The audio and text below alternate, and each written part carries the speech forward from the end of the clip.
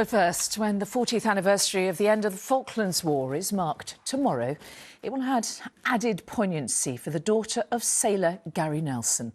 Claire Kemp was barely a toddler when her father perished on board HMS Ardent in May 1982. In total, 22 men were killed in the attack by the Argentine Air Force. And in the years since, Claire has been piecing together what happened to her father with the help of some of those who survived. Claire spoke to our correspondent, Rupert Evelyn. I mean, he looks really young here. Yeah. Each and every page of Claire Kemp's album is an insight into one of the most important people in her life. Claire was just 13 months old when her father, Gary Nelson, was killed in the Falklands War. Learning about the man she loved but didn't know is a lifelong journey.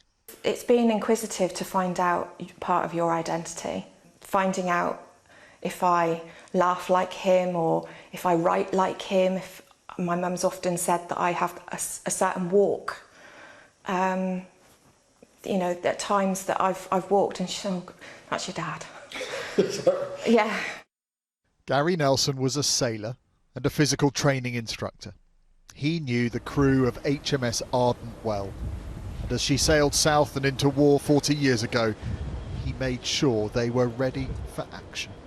I spoke with a gentleman at the reunion only a few weeks ago, and he said, I absolutely hated fizz, but your dad managed to get me running. Yeah. And he got me going. And he said it was, a lot of it was mental strength as well. Yeah. As they headed towards the Falklands, Gary wrote a letter to his parents. He spoke of high morale on board and saying he was itching to get down south. He wrote, "Don't worry about me, because I'm probably in the safest place on board." It was the last time his parents heard from their son. HMS Ardent was hit by 15 missiles from an Aermacchi jet. It burned furiously.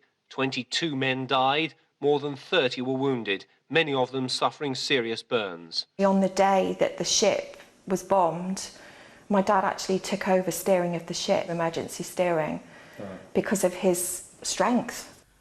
That role placed her father at the stern of the ship, which is where the second Argentinian bomb struck. The Argentinian occupation of the Falkland Islands in 1982 prompted the dispatch of a naval task force to reclaim the British territory. It took 74 days. 255 British soldiers died. A memorial overlooking Plymouth Sound is where annually those connected to HMS Ardent gather to remember. It's where Claire first met Stephen Earp. He served with her father and, like many of those who were there, has helped her fill in some of the blanks.